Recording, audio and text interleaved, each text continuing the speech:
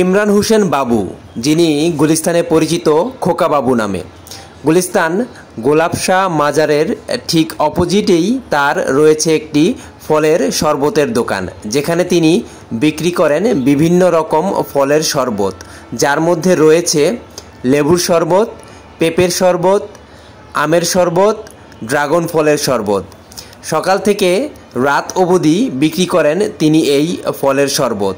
তার শরবতের দোকানের সামনে গিয়ে দেখা যায় অনেক মানুষ ফলের শরবত কিনে খাচ্ছে। তার সাথে কথা বলে জানা যায় সারাদিনই এখানে ক্রেতাদের ভিড় লেগে থাকে।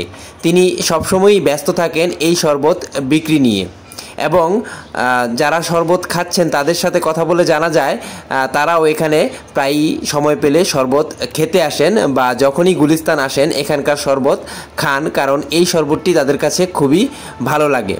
ইমরান হোসেন বাবু এই শরবত বিক্রি করেই চালাচ্ছেন তার সংসার, এবং তিনি জানান তিনি প্রায় মাসে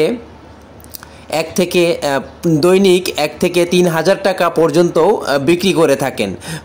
ফলের শরবত বিক্রি করেই তিনি দীর্ঘদিন চালাচ্ছেন এই তার সংসার।